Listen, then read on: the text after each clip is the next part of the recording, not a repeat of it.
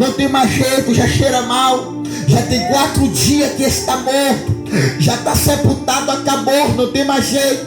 Porém Cristo olha para as mulheres e Cristo vai dizer: Marta, aquele que crer em mim, ainda que esteja morto, viverá. E Jesus vai olhar para os homens e Jesus vai dizer: tirai a pedra. E quando formos tirar a pedra, Jesus vai exclamar dizendo: Lázaro, vem para fora. E Lázaro ali, ele vai sair, ele vai ressuscitar pelo poder da palavra de Cristo. Ele vai ressuscitar, vai sair daquela túmula. Então quando a gente observa aqui os milagres que Cristo fez, Cristo ele vai curar a um paralítico que estava 38 anos à beira do tanque Betesda, esperando o movimento das águas. Cristo aqui, ele vai curar a uma mulher a qual sofria com hemorragia, que a Bíblia vai o classificar como a mulher do fluxo de sangue. Esta mulher aqui, ela padecia 12 anos com hemorragia de fluxo de sangue. Então quando a gente olha para os feitos de Cristo, quando a gente olha para os sinais, pelas maravilhas, pelo poder, Wagner, que Cristo ele operou sobre o ser humano, então a gente vai ver que são feitos, são sinais que perante a medicina humana, perante a ótica, pela percepção humana, são feitos que é classificado como impossível. Aleluia! Pela ciência humana, é impossível o ser humano voltar a viver após 4 dias de morte apenas com uma palavra. Mas para Cristo não era impossível, porque está escrito em Lucas 1,37 que para Deus nada é impossível. Então para que você entenda aqui o porquê é que Cristo está andando por cima da água, para uma pessoa que curou, para uma pessoa que ressuscitou, que operou sinais, prodígios e maravilha, curou a mulher do fluxo de sangue, curou o homem que padecia, o homem que estava paralítico há 38 anos. Jesus cura 3 defuntos. Então quando a gente olha para esses feitos aqui, pastor, o que é andar por cima da água? O que é que vai impossibilitá-lo de andar por cima da água? Sendo que ele já curou paralítico, sendo que ele já ressuscitou defunto. Então caminhar por cima das águas aqui é apenas mais uma das suas maravilhas. É verdade, meu Deus. E Cristo aqui ele vai caminhar, Cristo aqui ele vai desafiar a lei da gravidade, Cristo vai desafiar a física, ele vai contrariar a tudo e a todos quando ele começa a caminhar por cima das águas. Aleluia! Mas não é somente de Cristo que eu quero falar nesse texto. Por quê? Porque o texto ao qual nós lemos aqui se trata de 2 personagens bíblicos. O primeiro personagem, eu narrei um pouco da história dele, Cristo. Porém, o texto central da qual nós lemos vai mencionar o nome de Pedro. O texto vai nos dizer que quando Cristo está andando por cima das águas, o outro personagem entra na história. O personagem aqui, Wagner, por nome de Pedro. E quando a gente fala de Pedro aqui, que nós vamos entender um pouco da biografia, um pouco do personagem a respeito de Pedro, Romênia, a gente vamos entender que Pedro aqui, nesse episódio, Pedro ainda não era cristão. Pedro ainda não servia a Cristo, apesar de Cristo ter o escolhido como discípulo. Mas Pedro aqui ainda não tinha se convertido a Cristo. Pedro aqui ainda andava com a espada na bainha.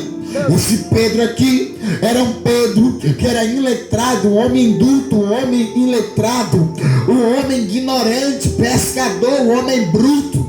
Esse Pedro aqui ainda não tinha, pastor Cleilton, o Espírito Santo na vida dele. Por quê?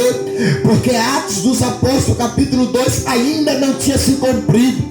Então Pedro aqui, ele é um discípulo cru, ele é um discípulo natural, ele é um discípulo sem poder, sem plenitude. Então quando eu olho aqui para a biografia de Pedro, nesse episódio, quando eu olho aqui para a vida, para a história de Pedro, até esse momento, então tudo indica indica aqui que Pedro, Wagner, ele não tinha nada, absolutamente nada, para que ele pudesse andar por cima das águas. Cristo está andando porque ele tem poder. Cristo está andando porque é filho de Deus. Aleluia! Aqui, qual é o poder que Pedro tem para andar por cima da água? Qual é o respaldo? Qual é a plenitude? Que espírito é que está na vida de Pedro? Nenhum. Aleluia, Jesus. Pedro não tem poder nenhum. Não tem o Espírito Santo, não tem nada na vida de Pedro que Pedro possa bater no peito e dizer: eu sou capaz, eu tenho respaldo, eu tenho história, eu tenho caminhada. Pedro aqui não tem nada na vida dele para que venha garantir que ele ia andar por cima das águas. Deus, tu és tremendo. O texto vai nos dizer que está um vendaval, pastor. O vento está soprando ao contrário. Estão os discípulos no bar. O vento sopra ao contrário, causando medo, causando espanto, causando pavor. Os discípulos estão todos atemorados, estão todos pasmos, perplexos e com medo da água. Porque a chuva está batendo, o vento está soprando, a tempestade está inundando o barco. E eles entendem, Romênia, que a qualquer momento, em qualquer situação, toda embarcação vai naufragar por causa do excesso de água dentro do barco. E Jesus estava onde? No monte orando. É quando Jesus percebe a tempestade.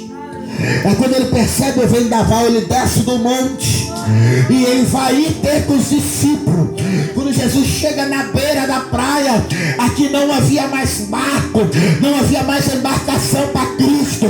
E Cristo tinha dado uma ordem aos discípulos, dizendo: atravessai para o outro lado.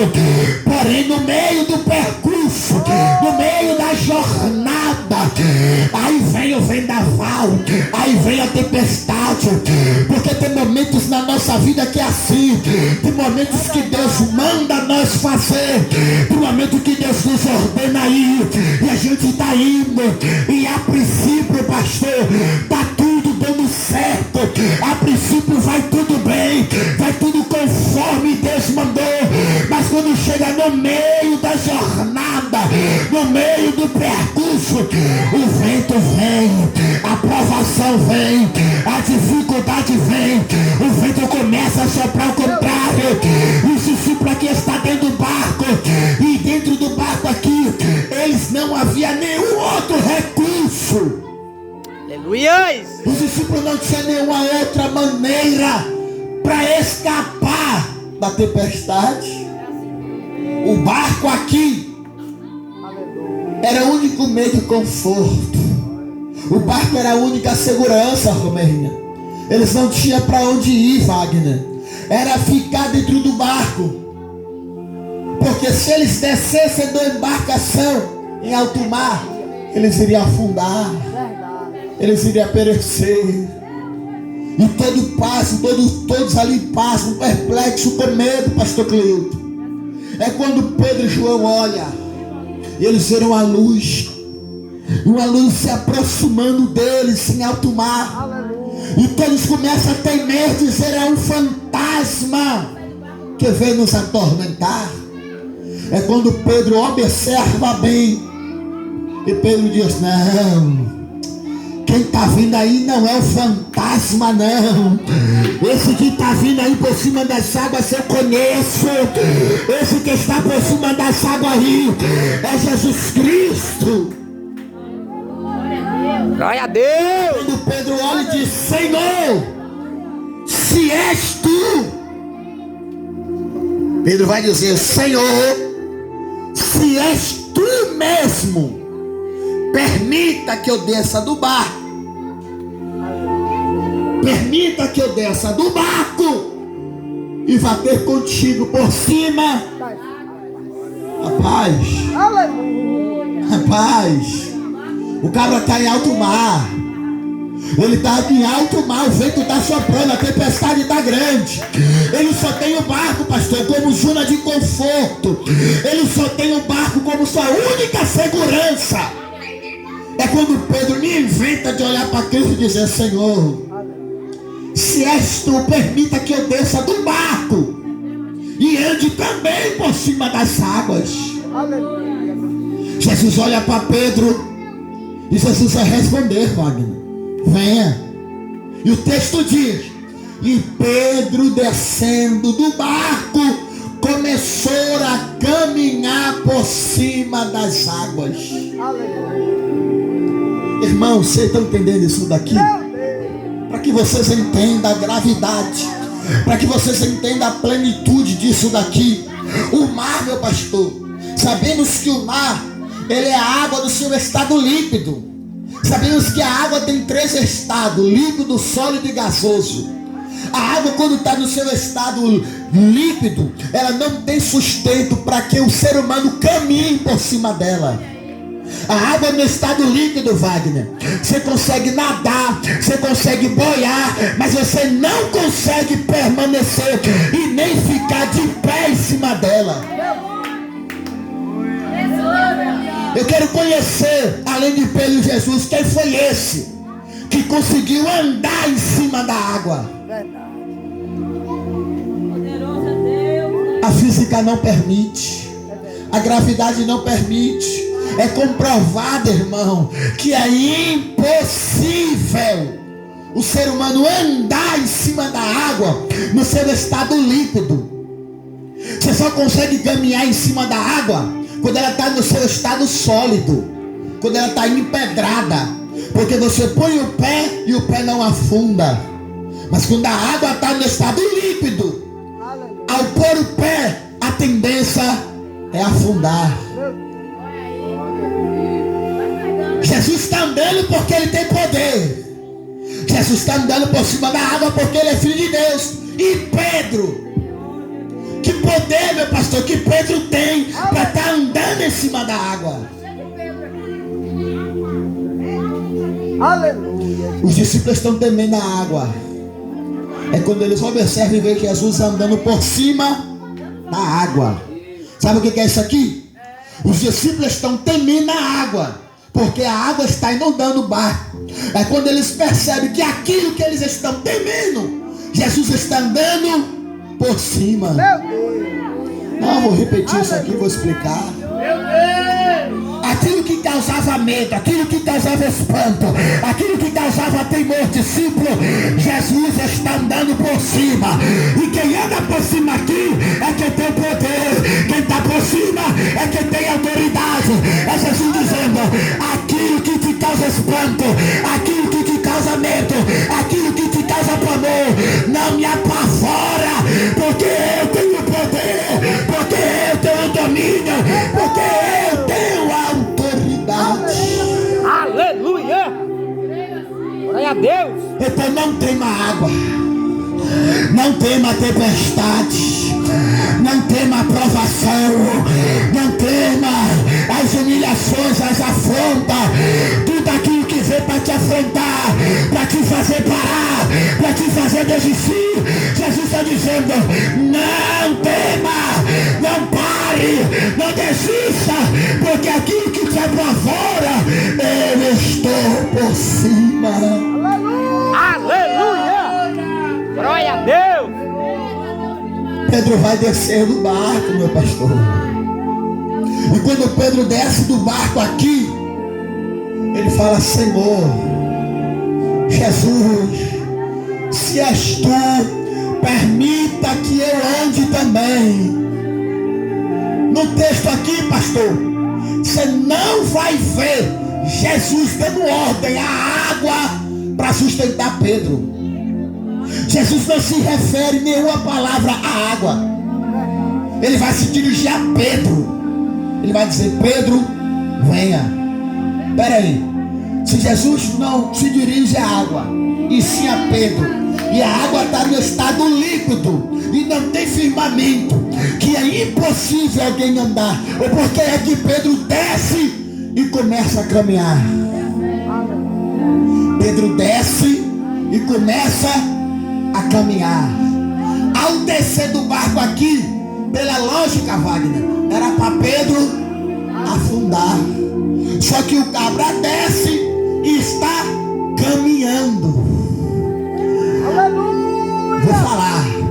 Se Pedro está caminhando por cima da água, é porque tem algo que está sustentando ele em pé em cima da água. E o que está sustentando Pedro não é a água, porque a água não tem sustento para que ninguém fique em pé. Sabe o que é isso aqui? Quando Jesus disse: Pedro, venho, e Pedro desce do barco e Pedro começa a caminhar aqui. Aqui é o céu, Wagner. É os céus que está sustentando Pedro de pé em cima das águas, para que Pedro caminhe aonde que pela ótica humana é impossível que se caminhe. Alguém está olhando e está dizendo: é impossível andar, é impossível mudar, é impossível haver mudança, é impossível haver transformação. Mas quando o céu chama, mas quando o céu diz vem, o céu sustenta, o céu sustenta, o céu diz: eu estou sustentando para caminhar, para caminhar, para caminhar, vai caminhar, essa obra vai caminhar, porque o céu está sustentando. Aleluia! Glória a Deus! Pedro desce do barco e começa a caminhar. Caminhar aqui é passo após passo. Caminhar é passo após. Escuta isso daqui. Se ele está caminhando, ele está dando um passo, depois outro passo e depois outro passo. A cada passo que Pedro dava, o céu estava sustentando. Vou repetir isso aqui. Isso aqui você não pode sair daqui sem entender essa palavra. A cada passo que Pedro dava, o céu estava o sustentando. O céu olhando para a igreja e dizendo: caminha, porque eu estou te sustentando. Caminha, porque eu estou te sustentando. Caminha, eu vou repetir até você pregar isso aqui. O céu está dizendo: caminha, porque sustenta. Caminha, porque tem sustento. É eu que te sustento. É eu que te sustento. Glória a Deus! A ordem do céu aqui é para que você sustente, para que você caminhe. A ordem dos céus aqui é para que você não pare. Escuta, caminhar aqui, irmão, é uma ação, é um movimento. Ninguém caminha parado. Para você caminhar, você tem que se movimentar. Era o céu sustentando para que ele caminhe. Era o céu sustentando ele para que ele prossiga, para que ele se movimentasse. Sabe por quê? Porque os céus aqui, meu amado, ele não sustenta ninguém para que fique parado. Enquanto Pedro estava caminhando por cima dessa água aqui, o céu estava sustentando. Enquanto Pedro estava caminhando por cima dessa água, o céu estava sustentando. Sabe por quê? Porque o Senhor está dizendo: enquanto você caminhar, enquanto você estiver na minha obra, enquanto você estiver marchando, enquanto você estiver fazendo a minha vontade, pode se levantar vento, eu vou sustentar. Pode levantar provação, eu vou sustentar. Porque quando o céu chama, o céu sustenta. E cá para nós, o céu não sustenta ninguém para que fique parado. O céu só sustenta quem caminha, quem caminha, quem caminha. O Senhor está dizendo: caminha hoje, se levanta hoje, Aleluia! põe de pé hoje, porque eu tenho sustento. Glória, glória a Deus!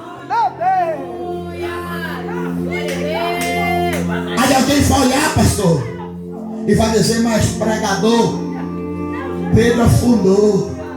Afundou ou não afundou? Afundou. Está no texto que Pedro afundou. Mas espera ainda. O porquê é que Pedro vai afundar? Se ele estava andando por cima da água, o porquê é que agora ele vai afundar? O texto vai nos dizer que Pedro está caminhando em direção a Jesus. Pedro está caminhando em direção a Jesus. Em direção a Jesus. Enquanto ele está focado em Cristo, ele está caminhando. Meu Deus. Vou repetir isso aqui. Enquanto ele está focado em Cristo, ele está caminhando por cima das águas. Aí o texto vai dizer que Pedro para de olhar para Jesus e vai olhar para o vento, e vai olhar para a tempestade, e vai olhar para a provação. É quando ele perde o foco de Cristo, ele vai parar. Sabe por quê? Porque o evangelho não dá para caminhar se não estiver focado em Cristo. O alvo do evangelho é Cristo. Para permanecer, tem que estar olhando para Cristo, tem que estar focado em Cristo. Aleluia. Pedro parou de olhar para Cristo. E do que Pedro para de olhar para Cristo, ele vai olhar para o vento. E quando ele olha para o vento, ele vai parar. E quando ele para, o texto diz que ele afunda. Quando Pedro para de olhar para Cristo, perde o foco. Quando Pedro perde o foco, pastor, ele vai olhar para o vento. E quando Pedro olha para o vento aqui, ele começa a olhar para as dificuldades. Tem pessoas que é assim, pastor. Tem pessoas que iniciam a fé cristã no fervor. Tem pessoas que iniciam a fé cristã na fé inabalável. Aí você pode falar mal, que não está nem aí, está todo dia no culto. Por quê? Porque está focado em Cristo. Mas quando a pessoa perde o foco de Cristo, a pessoa começa a dar ouvido ao que estão falando a respeito dele, a respeito dela. E quando passa a dar ouvido ao que não é para dar, a fé começa a esmurecer, começa a entrar desânimo, começa a entrar frieza, começa a querer retroceder, querer parar. Sabe por quê? Porque não está mais focado em Cristo. Aleluia, Jesus. Pedro para. E quando Pedro para, Pedro vai afundar. Mas espera ainda, o cabra não estava andando, porque agora está afundando? Porque perdeu o foco. E quando ele perde o foco, ele para. Escute isso aqui. O céu não sustenta ninguém para ficar parado. Vou repetir isso aqui. Aleluia. O céu não sustenta ninguém parado. O céu só sustenta quem se movimenta, quem caminha, quem prossegue, quem vai adiante, quem vai além. O céu está dizendo que o meu sustento caminha, que a minha fortaleza caminha, que a minha força caminha, quer que eu opere caminha. Não fique prostrado, não fique prostrada, dizendo: Deus, faça isso, Deus, eu quero aquilo. Deus está dizendo: eu tenho para dar, eu tenho para fazer, mas primeiro você vai ter que se levantar, você vai ter que se movimentar, vai ter que tomar atitude hoje, sair da mesmice, do acomodismo, da frieza, do desânimo, aumentar a fé, o fervor e prosseguir hoje. Aleluia. Glória a Deus. Você que está em casa, você que está no seu sofá, na sua sala, você que está ouvindo esse aparelho sonoro em sua casa, e você vive se perguntando: mas Deus, tu me fez tanta promessa, Senhor, tu disse tantas coisas a meu respeito, será que Deus mentiu? Não, não, não, não. A Bíblia fala em Números 23:19 que Deus não é homem para que minta, nem filho do homem para que se arrependa. Porventura falaria Deus e não faria, ou diria e não cumpriria. Deus já fez a promessa já foi gerada, mas depois da promessa vem um processo. Entre a promessa e o cumprimento existe um processo, e no meio do processo Deus ele vai provar a sua fé. Deus ele vai querer te provar, ele vai querer que você se levante, se prende de pé. E Deus está dizendo para muitas pessoas aqui hoje: teu eu grande promessas nesse local. Tenho grandes promessas de salvação. Vou eu cumprir a minha palavra. Mas para isso, muitos vão ter que dar lugar, abrir o coração, se pôr de pé, porque a palavra de Deus diz em Apocalipse 3:20: eis que eu estou à porta e bato. Se ouvir a minha voz, abra a sua porta. Se você ouvir a voz do Senhor teu Deus, meu amado, não endureçai os vossos corações. Aleluia. Aleluia.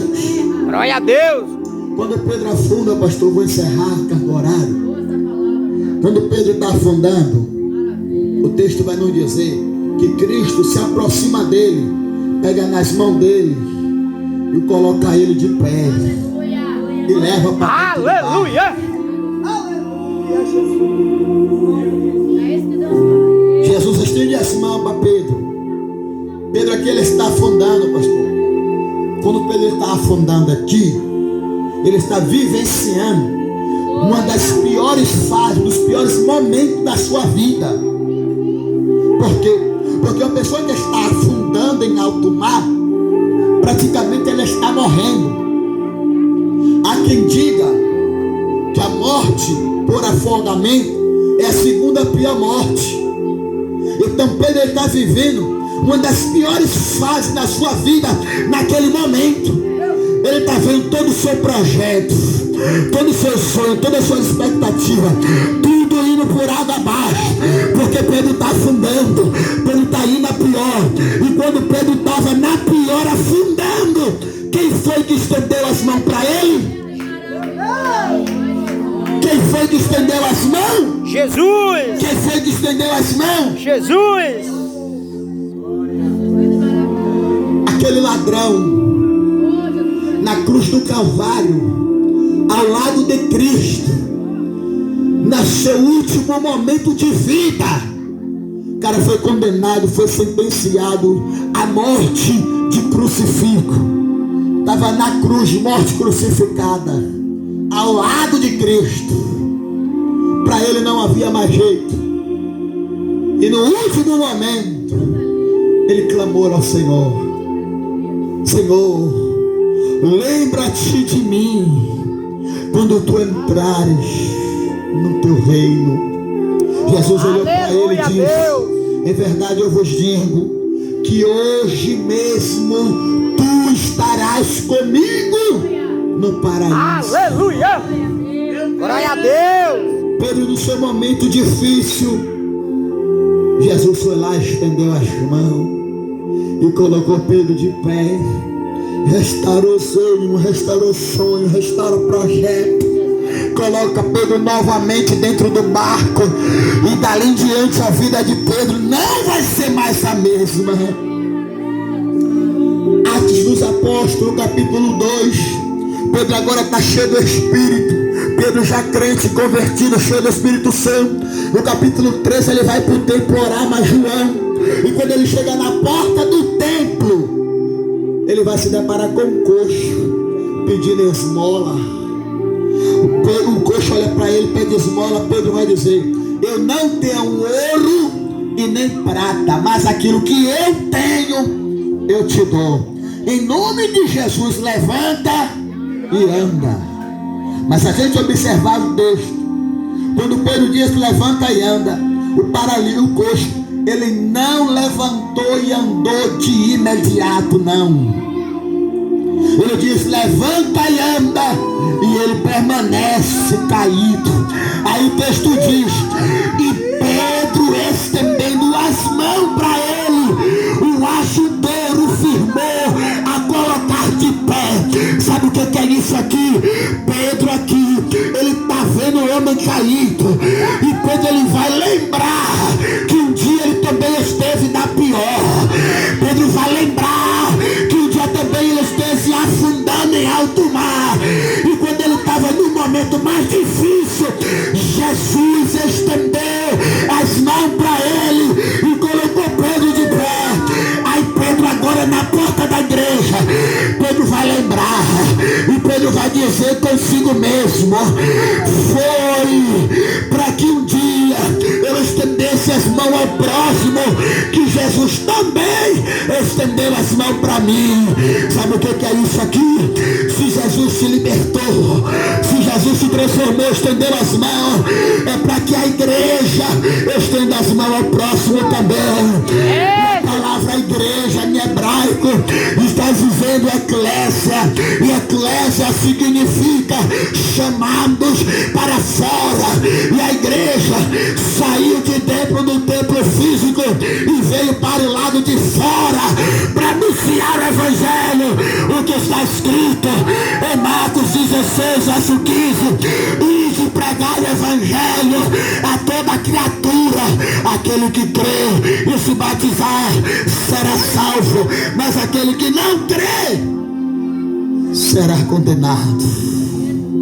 Aleluia. Aleluia. Glória a Deus. A igreja está aqui fazendo o seu papel, estendendo as mãos, anunciando a palavra. Talvez você não tenha tempo de ir à igreja, mas se você não vai à igreja, Deus envia a igreja até você. Deus faz um reboliço desse. Deus abençoa a casa do Senhor com a reforma, e também abençoa você com a caixa de som na sua porta.